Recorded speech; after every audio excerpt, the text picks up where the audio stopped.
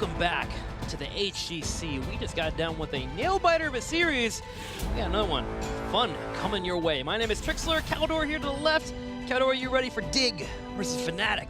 I definitely am. Not sure what to expect from the series, yeah, but I'm definitely ready for it. For me, I'm expecting Dignitas to continue their undefeated streak, but I want to see Fnatic be in a respectable spot when it comes to fights. The last time they went into a matchup, they had a couple of good matches, but it seemed like they unraveled towards the end. And I want to see if that unravelness doesn't happen. Get away from me. He currently has something in his esophagus, and I find this hilarious, and I think we should put him on the full camera. That was a great full camera, yeah. Yeah, it was great. It was great. The wonders of a live show coming at you. Caldor's choking and dying over here on the left. Don't worry, he's fine now. When you started talking, yeah, I was thinking... You got choked up when I was talking? Yeah, I got all choked up. That's actually what it was. It wasn't like food that got stuck in my throat or anything like that, where I already felt it coming up and was hoping for you to continue being locked up.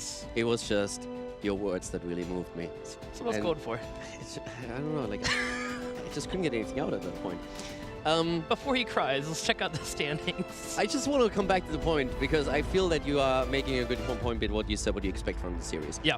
I want it to be competitive, but I still expect that Dignitas has the upper hand over Fnatic here. But what I want to see from this is Fnatic going up against the top team after we just saw them go up against Roll20 and now show us that they are at least able to compete with them. Yeah. So winning a map, winning 2 maps, looking good in the entire series, that's what I'm hoping for. And we'll see if we'll be getting that today.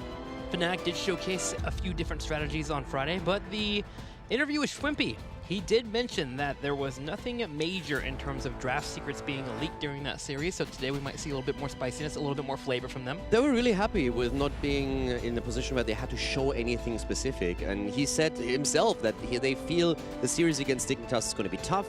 They feel they are the underdogs in the series, and that they don't necessarily expect the win from the series either. But then also we had him with a call-out against Snitch.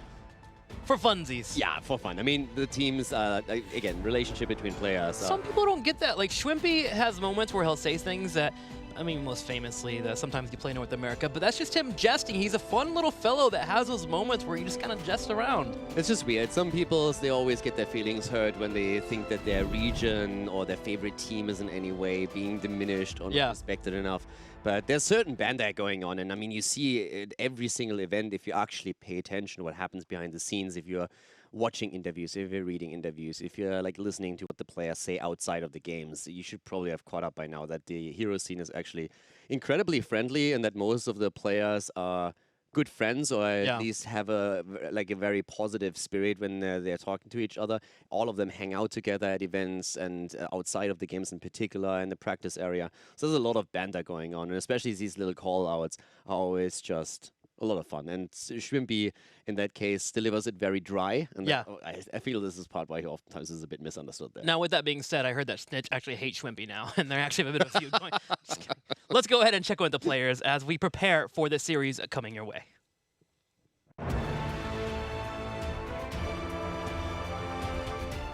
Going up against Dignitas, it's obviously the hardest opponent in the league, and the only team that we're kinda okay with losing against. It's a team that, you know, if you play your best, it's still gonna be a really hard match, you know. But I think since Snitch was the caster or working on the analyst desk during the Eastern Clash, they have some missing practice, like they can't practice as much as us going into this phase. So hopefully we just catch them off guard when they haven't practiced and we have some better meta than them, then we might be able to win this.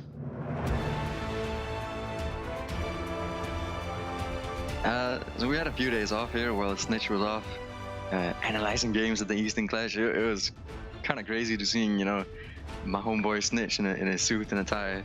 But it was great. I think he did well, and now we have our very own little analyst for the team. Yeah, so now maybe we'll step it up a bit.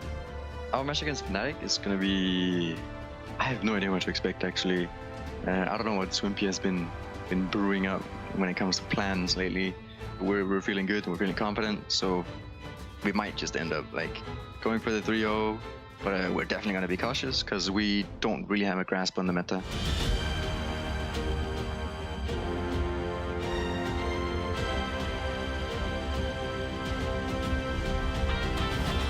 Nothing encapsulates Xaylia more than what we just saw. That was amazing. Also, like a huge shout out to our edit team here. First of all, that little motion was already great, and then that they captured when he held the trophy for the second time after he basically destroyed the first one. That was actually fantastic. Xaylia is just a perfect human being. If you ever have the chance to meet up with him at an event, please do so. As I actually get stuff in my throat this time. Gosh, what is going on up here? Let's go ahead. Are you choking up? Yeah, I am choking up. I'm so inspired about Xaylia. As we head into game number 1, Tuma, Spider Queen, Dignitas with the pick. We're going to have Brax's holdout and Volskaya banned out.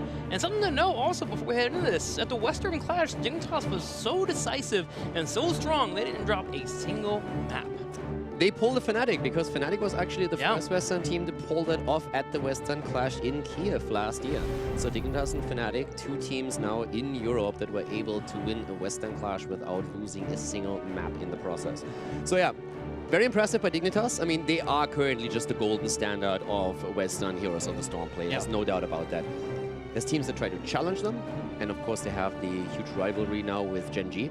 But if there is a team within Europe that is able to threaten them, contest them, maybe drop it or take a series from them, that's something that still has to be proven. There's of course several that aim for that.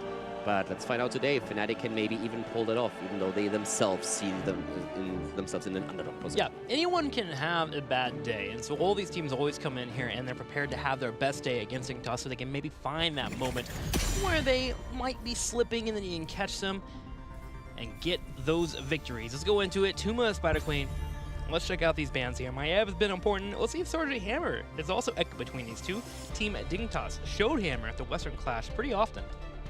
Dignitas was talking about how Snitch was as an analyst at the Eastern Clash, and he probably took a lot of the influences from the Korean scene with him too, where certain things that, like, he taught, it's not only that the Western scene is actually pretty friendly when it comes to teams, but Snitch in particular is really good friends with Gen G, especially with Rich, so those guys talk a lot. There's of course a language barrier, but especially when you're talking about strategies, there's certain ideas that come in from the Korean side that you might not have from the Western perspective, which not necessarily are something you want to copy, but it oftentimes gives you certain ideas of what you could address within a draft or maybe in your own playstyle to change things. So yes, they got less practice, but I think he probably also came away with a couple of new ideas that might inspire the team to change certain things in their own style. And a massive adjustment that comes to mind last year when Illidan versus Dahaka was one of our major matchups.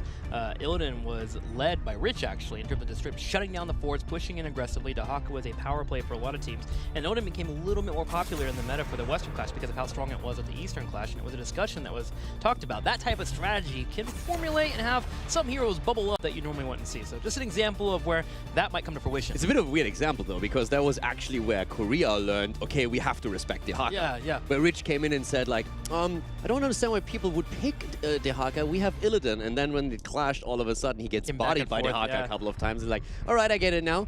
So that's when they adjusted, but yeah, so that's the cool thing about having international tournaments. This is why we're so hyped for BlizzCon and for mid-season Brawl all the time. Gosh, I wish I could just fast forward to BlizzCon sometimes. I just want to go straight to that tournament. Johanna will be the first pick for Fnatic on Tuma the Spider Queen. Yeah, that's... Again, I mean, with Johanna, on Tomb, I get it.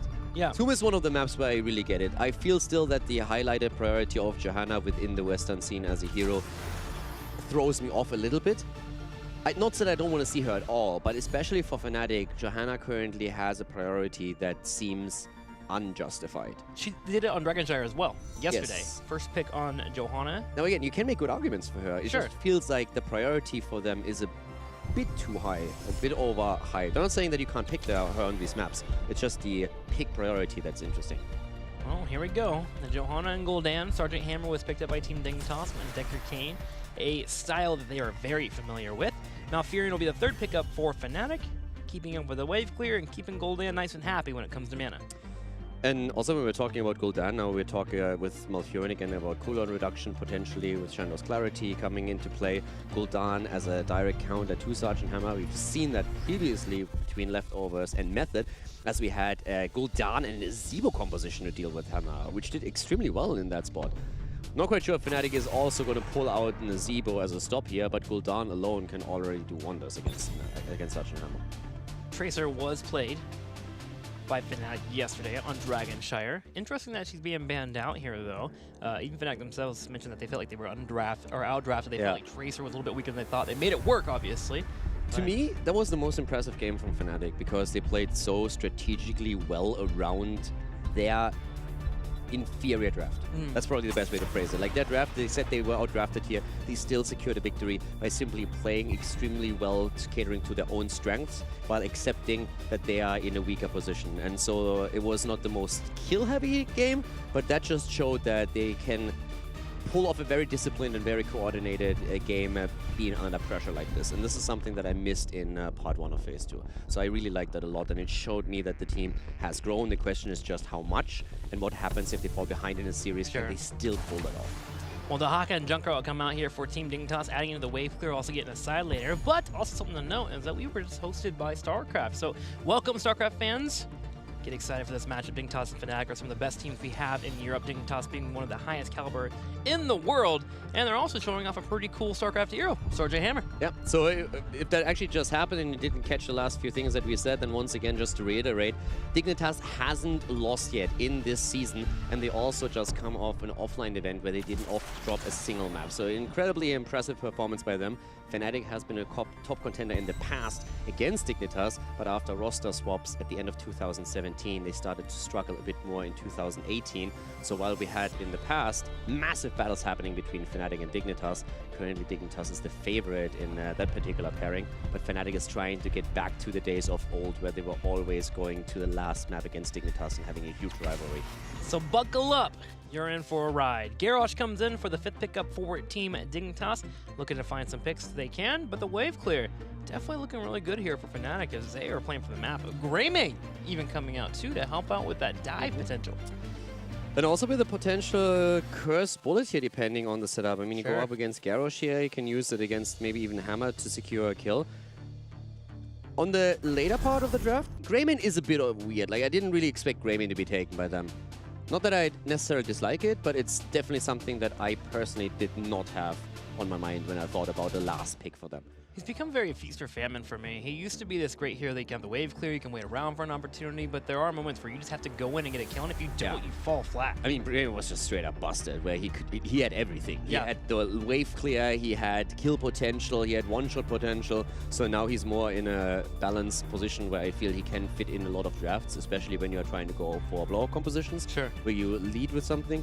But yeah, I would agree with you. Like, he certainly fits in certain compositions, but if you draft him in the wrong circumstance, you fall flat completely. The good news is there is some protection available here. You have Blaze to go with you with a jet propulsion. You can fall up into a bunker if you get into a weird scenario, so you can escape. Find some time for that Dark Flight to come up and be available for your escape. Let's go ahead into game number 1, and we'll see the Sergeant Hammer composition that Dignitas has ran before is good enough to go against the dog, Greymane. Game number 1, it's Dignitas going up against Fnatic. As here on Tomb of the Spider Queen, to the left, we have Wobby on Dehaka. Snitch just coming back from Korea. He's currently playing a Junkrat here. We have JPL on Garrosh at that front line. Zelia is playing Dehaka, and Poik on Sergeant Hammer. On the right side, in the red, Shwimpy will be the one playing Greymane. Mene on Gul'dan, Breeze on Johannes, Mexi on Malfurion, and Last Hope to play Blaze, and already an adjustment from Blaze here. Level 1 coming in. New habits. Finding 15 region globes will give you the ability to be unstoppable when you use that Pyromania. Blaze definitely has seen a lot of changes at the Eastern Clash in Korea, where the Korean teams and also the Chinese teams started to adjust the builds on Blaze quite a lot, actually. So this is something to watch out for, especially around level 7, where Crossfire has now become more or less a bit of a norm. So we're going to keep our eyes on Last Hope here and see if he's going to adjust his build accordingly, or if he sticks with the more European style that we had before the event. Should be already having some pressure on this top lane. Going to have to attempt to get away from the fight, while Mene shells away with those corruption stacks, already landing 3 of them here. Something that we've been seeing from a lot of Gul'dans against Sergeant Hammer. They are finishing that quest in a very quick manner. Yeah, they definitely do. And the one thing that also is important for me personally, what I'm looking for here, is Fnatic's coordination in a lot of these fights and in the series. Because we heard Shwimpy talk about this in the interview yesterday, and I talked to the players quite a bit, where Shwimpy feels that they took a lot of pressure off him by helping with the draft. New ideas came in through Mene, who just like showed Shwimpy a few more a few different avenues to how you could draft and how you could shape a draft, and Shrimpy took a lot of those ideas and now it tries to implement them in his drafting process. And at the same time, the shot calling duties that Breeze, to an extent, takes over when there's need for it. And I feel this is going to take some pressure off Shrimpy, which allows him usually to shine. Mane might be in trouble, though, as a displacement grenade going to be able to pull Mane back in the corner. He's still kiting backwards, though, getting enough heals. Corruption comes out, too. Is Mane actually going to survive? Victory down the bottom left. Wubby coming in. He's trying to race him down. Finally, the Groundbreaker connects. And he's going to fall here for sure. So Mane goes down, but he's still got another Corruption off towards the mid of that escape, and that helps him with the stacking process, where he's now sitting on 12 stacks for his level 1 talent. So first blood secured by Team Dignitas, but still a great attempt by Blaze to stop the pain train that was heading towards Gul'dan with that jet propulsion that was connecting with 3 heroes and nearly allowed Mane to walk away. I'm more impressed with how nimble Gul'dan is. You never would have thought that, man. An old man with a big old cape on. To be honest, it's basically an old man's race that we see here. We have Deckard Cain going up against Gul'dan. And in a fist fight between those two, I'm not quite sure what's happening faster. One of them dropping or you falling asleep? I'm gonna go with the latter there. Just want to take a little nap. No big deal. Fnatic already working on grabbing these night camps to the right side, but Team Dignitas will do the same on the left. Pretty typical. Usually you use this maneuver to open up the map and get a web weaver turn in as you sneak a couple of members down, but with both teams equalizing each other out, Sergeant Hammer and Gul'dan will have to make sure they clear those up. So I'm wondering who will get the drop-off. Yeah, I mean, right now when you look at the setup, it's all about, again, trying to gain the early momentum through the web weaver phases, right? You're trying to stack 2, you're trying to get the earlier level 10. And when we're talking about Dignitas, the siege up potential through Sergeant Hammer with the Web Weaver phase, with the objective, is of course very powerful. But that's one of the reasons why Fnatic is this heavily reliant on their own wave clear. And both of them have a really solid draft for this map. The only odd one out for me is really just that Greymane that still has to prove a bit of value, but he can clear waves pretty easily, can jump in. It all depends on how Shrimpy executes it. Dignitas, 8 gems away from having their first 10 in, while Fnatic has dropped off 10. And are hoping to drop off a few of their gems soon. But Team Dignitas wins the race on night camps in the middle lane. They get that pushing in, which makes Fnatic get in a spot where they have to frantically set up for defense. Yeah, one of the problems for Dignitas, for Fnatic, is Dignitas' ability to not only zone with Deckard Cain, but it's also the displacement that I would personally be worried about. Garrosh and Junkrat, both of them. And the setup, too, is really easy. Deckard Cain just says, here's the Sapphire. He'll slow down, walk on up. You got this. Garrosh says, okay. Drops Indomitable and usually gets a pick. And speaking of picks, Johanna gets tossed over, and we'll have some damage come out from Poik. Yeah, and Dignitas also has now the first objective in their favor. The blue Web Weavers are going to descend in a few seconds. This is Dig just trying to start and siege up.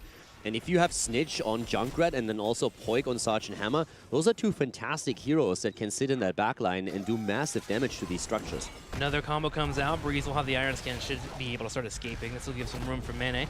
Start working on the Web Weavers in the middle. Quick update on talents real quick. Level 1, 5 stacks here for Dahaka, 9 for the Warbringer on Garrosh, 22 for the Corruption on Gul'dan, and 5 for Blaze. Yeah, and now the push, of course, has started, and Mane is going to try and use that corruption, that echoed corruption, to take down the Web Weavers and get a few stacks in the process as well. Breeze getting pushed back here too as he's trying to clear the waves, and Mane is low. He needs to be very careful right now. Smexy will have his back, heal him up, but you're totally right here. If Poik is able to step up and get those auto decks, and Mane will get into a spot where he starts to really feel the pain. Talking about Smexy, he went for Rejuvenation on level 1, not for Shando's Clarity, which we've seen a few times now used to give mages more damage output and just more accessible abilities. So instead, he's going for the extra health generation. Yep, get focused on sealing your teammates up, keeping them healed up, and you'll get the passive benefits yourself, and you can continue to kite around. Wubby comes around to the side, comes in for a bit of a rotation. No drag available, especially with Breeze running straight to the minions. And Team Dignitas opens up some walls, but doesn't do too much with those pushes. Yeah, the defense of Fnatic was solid. I mean, they are still on even experience with their opponent, even though they lost some of those structures. So opening those walls is still important, since it gives you the access to the keeps, which also the forts, which is in the first place what you're trying to accomplish here. But already pressure onto Wubby, down to the bottom of the map. And Mane is actually doing really well on his process on level 1 talent. Echoed Corruption is stacked to 29 stacks already, so only another 11, and he is going to have that quest completed.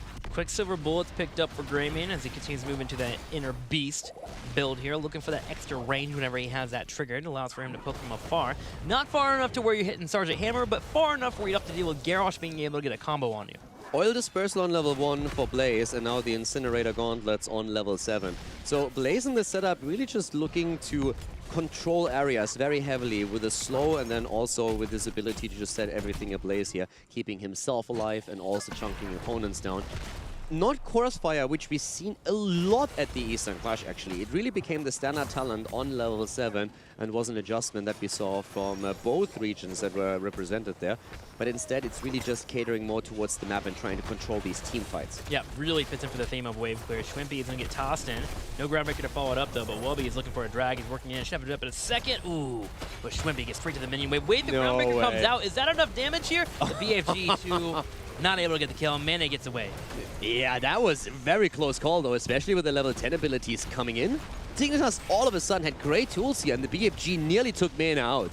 He would have fallen if not for his quick ability to use his level 4 talent here. The Consumed Soul definitely kept him alive, and then he dodged out on the BFG, but they were not able to prevent the second Web Weavers for Dignitas. This is a big one, too. Team Dignitas can decide where they want to break down a fort and almost guarantee it with Sergeant Hammer sieging up. They have the middle lane and the top lane both opened up from the walls earlier, so the second Web Weaver should be getting some fort experience. We'll see if Fnatic, with their wave clear, will have enough defense to stop them. Snitch just with the heads-up plays here again, always making sure that he double-checks every single bush. He thinks about where would my opponent try and set up a trap for me, and he sets those up. If he doesn't do that and the Horrify comes out and Mana gets a full corruption off, plus a few more shots through Greymane, then Junkrat is just simply dead. So Snitch with very, very heads-up play here in every situation. But now Fnatic is going to have to face some music. And as you said before, this is going to be tricky since Dignitas will definitely get some value out of this. Snitch being careful here. With Greymane going to go for the throat. If he gets you down to half health, gets the cleave in on an auto attack, and go straight forward to go for the throat and kill you. Junkrat has a small health bar, so he backs up, but at least gets that experience in the top wave. That fort is destroyed in the middle lane, giving Dignitas a boost in experience. I mean, gotta be honest, I think things could be way worse for Fnatic, considering that there was a double turn-in. If you look at experience, that's half level. That's nothing. And they have 80 gems available. I mean, you drop up 9 of them. Some of them have 1 turn in, second one goes in. On the way for the forts breaking open and getting more. They have the possibility here to have 3 back-to-back turn-ins. Fnatic's situation is not too bad. They just need to make sure that they get their own turn-in. That's the important part. And that they don't lose these gems. And they have a lot. So that's something that they have to focus on right now before Dignitas hits level 13. JPL holding the top side. Dahaka keeping an eye on the bottom. Just making sure no one is able to sneak that turn in that Fnatic would love to have right now. Team Dignitas, meanwhile, is working towards that level 13. Yeah, and Dignitas has great interruption tools. We talked about Junkrat with his grenades, but he's not the only one. It's that got Kayn and Sergeant Hammer also that have that range that you need to safely interrupt channel attempts. I mean, Garrosh himself, you don't even have to use a combo that he has available to you. If he walks towards you, you have to respect it and back up, which means you don't get that turn in. And of course, he's got that groundbreaker if he really needs to force the issue. Good dodge, by the way, from Johanna, as Wubby is attempting to set the Tong up and get a drag in, so that didn't work out. But Fnatic has basically just yielded the position for now. Except that they are not going to get the turn in before 13, so they're going to wait for the new talent to come in. They know that it's unlikely for Dignitas to get a third turn in the meantime. They're working on it, though. Yeah. 7 more gems, up to 49. We'll need 11 more after that, and Team at Dignitas will have their third turn in the game. That's the point where you're starting to really fall behind. The problem here really is that Fnatic is still very, very close in experience, and if they start getting turn in themselves, they actually will take an experience lead. Yeah. But if Dignitas at any point starts to get kills, it's going to be a disaster for Fnatic. I mean, think about Breeze falling. He's sitting at 55 gems right now. Breeze has a tool to stay alive, but that'll get harder at 16. A giant killer coming online for Sergeant Hammer. Bottom lane right now is pushing forward, and that gives some time for Team Dignitas to drop off what gems they do have, and they have farmed enough to get that 60. So this will be the third turn in. Fnatic needs to find a way to stop this, and they've just hit 13. Zelia's turning in. There it is. And Fnatic accepts it. I mean, they honestly just accepted it. They didn't sit there and say, like, well, we can't make it there in time. It feels a bit weird. They're a bit passive. But then again, as long as Dignitas doesn't hit 16 with this, Fnatic could still be in a spot where they can get the turn in themselves. But they are playing quite passive here right now. Now, there are a couple of saving graces for them. And one is that we have one single stack away from Gul'dan completing his quest. 4 in the bottom will clear this up. That's the one good thing about Fnatic's composition is their wave clear is phenomenal. They are able to deal with these waves time and time again. They put 4 in the bottom, they'll clear that up quickly, and Team Dignitas will strike in the middle. They'll take down 1 turret, grab the gate, and they'll have to think about rotating soon, as Fnatic has backed up fully. Fnatic just has very, very patient shot calling right now. I like it and I don't like it at the same time, if that makes sense. This is a perfect position, though, to go for Poik. But they do not get that kill. Wow. Sergeant Hammer moves away again. Blaze was not in this, I mean, he just wasn't in range to get another another setup here. And also Greymane, no go for the throat. That hurts, because that was really well orchestrated. Fnatic showed 4 in the bottom lane, backing home all the way to Hearthstone. They didn't know where Johanna was, and Johanna spent the time to rotate from the middle lane, went all the way behind and got behind Johanna, or behind Sergeant Hammer to get that kill. If they get that pick, something they open the map, they get turn-ins, but it just did not occur. Great play by Sergeant Hammer to boost away. That missed kill could really have been the linchpin play, because now we have level 16s in the hand of Dignitas, and are you going to force the fight now? I don't think so. I mean, the setup from Fnatic was great, but there was just not enough follow-up to get that kill, and without it, they are losing more and more ground on the map. Now, they hold on to the gems. They have 140 gems now. That's something that Dignitas has to respect. If Dignitas is taking it too lightly at any point, then Fnatic can definitely get these turn-ins and take them down. But with 16 in their hands, Dignitas has control of the map now. And Dehaka can run to the bottom lane and delay that turn-in if they would like to. Team Dignitas has started the boss. Waiting to see if Fnatic can come over and scout it. Blessed Shield comes out. Or not Blessed Shield, a flashlight comes out from Johanna to scout it. Blaze sneaks to the bottom turn-in. Gonna get it. So gems for boss turn-in. Yes, they give up the boss. They don't want to fight here. They accept that Dignitas is going to take this. This is one of the problems that I have right now. Fnatic is making too many concessions. It can still, again, it can still work out for them, but it's just like Dignitas chipping away slowly and steadily at a keep, at a fort, taking more of the space away from Fnatic. This is, of course, now a simple trade where you sacrifice a few gems, and so you can defend against the boss easily. But Fnatic needs 16, and then they need to make a couple of plays because time's running out. So that was a Blessed Shield straight into a Horrify. Trying to pull somebody in, but Dignitas does not bite. 2 heroics used, and Fnatic has to back up or just defend the boss in the top lane. They get a keep or a fort wall on the middle, and maybe a little bit of damage on the bottom, but nothing really. But that attempt I don't really mind too much, because it's one of those moves where you know you don't want to take a straight up fight since you don't have 16. But if you can sneak a kill in, then it's fine. That didn't work out, but if you just look at the cooldowns right now, by the time they have 16, and by the time the bosses and the web weavers are cleared, their cooldowns are nearly going to be back. I mean, Johanna's sitting at 20 seconds right now. So, and just now we have 16.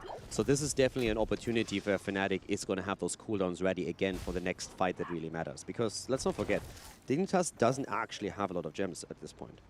Ruinous Affliction comes online for 16 for Gul'dan. And this is where we saw in our game earlier where Sergeant Hammer have a really difficult time. If you're siege up and you take that corruption to the face, you'll be chucked down to about half health. Decker Can, of course, will be there for healing.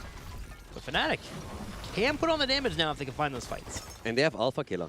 So right now you're in a spot, you wait for Gul'dan to have his heroic up.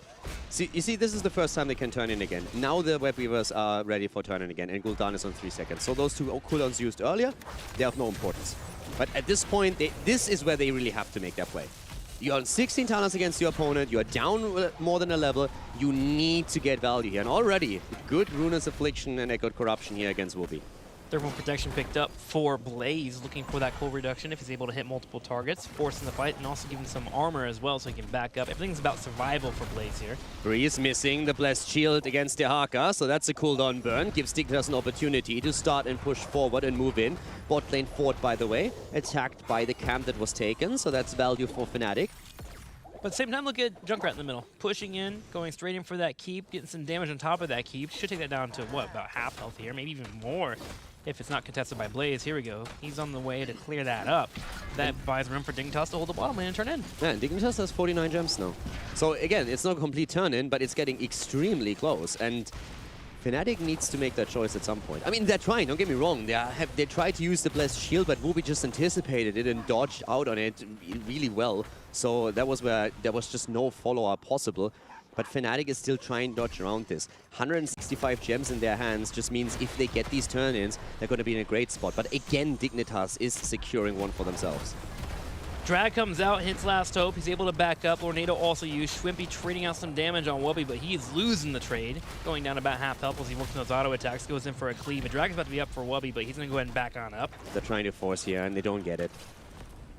an attempt to force the fight, but Dignitas, they move back. They say, guys, we have just secured another objective. Don't fight. Why would we? Just wait for the objective to come down, and then we take care of it. Fnatic rotates bot lane and takes care of the first web weavers pretty easily. Wooby is in the area, and now everyone else backs off, but Dehaka's trying to interrupt it, and JPL is flanking. Isolation comes out, does not hit Smexy, but Smexy all by himself. He gets tossed, thrown into a groundbreaker. Here's the drag. Zelia coming in, hitting him with the staff. Smexy drops the B-step, but he is down. Mena, they know that he's still there, and he's actually able to get away. Dehaka sees him a little bit too late. Now, again, Smexy is the one that you can lose because he only had 2 gems. So that's at least a little bit for Fnatic, but Dignitas is just playing a very well-coordinated game here, and Fnatic is having huge trouble finding a positive engage for themselves. As Affliction hits Snitch, so you can see how lethal it can be. Putting him down to a quarter health. He'll get healed up by Zelia. But this keep is the next target for Team Dignitas. Bree steps up, comes in with the Condemn as well as the Blessed Shield. Horrify on Deckard Cain. Horrify on Cain, and they're going for Zelia, and they might get the kill, and indeed they do. The BFG comes out, but the kill is there. JPL also a bit low. Poik barely survived here, and they get the stun against Garrosh. Riptire coming through, though, trying to zone out Fnatic to make sure that there's no second kill against Dignitas. But they defend the keep. The keep still stands. Both. Catapult pressure. Both are low. One's down to half health. One's underneath a quarter health, but they defend. Bad news, though. Team Dignitas hits level 20. They just need one more wave. They'll be able to grab that. But looking over to Fnatic, it's just a matter of that turn-in. Can they get that turn-in? Can they get that experience and find 20 themselves? I mean, at this point, you should be able to get the turn-in. There are a lot of structures on the map that Fnatic can take. They are in a great comeback position, but they need to get the turn-ins now. And if you don't get them in a 4 versus 5, where your opponent doesn't have the support, then, I mean, I'm sorry to break it to you, but then you're never going to get it. Bree steps up. Blessed Shield is available once again. 5 seconds for Bunker. Schwimpy goes for the turn-in. 65 gems, and he gets it. Yeah, Last Hope eats all the grenades here as Schwimpy turns in the back. And look at that damage against Poik here. Whenever he's in hammer mode, in siege mode, there is an immediate reaction from Mena when he's in range, and he drops the damage on him. And that shows what Greymane can be effective here. If that damage pops off and Greymane's nearby, you can dive in, go for a full cleave, and go for the throw and get the kill. So Fnatic will be looking for that opportunity multiple times here. 20 is the next goal for Fnatic, and they will dance in the bottom lane as they see Dignitas in the middle, defending the web weaver push coming in.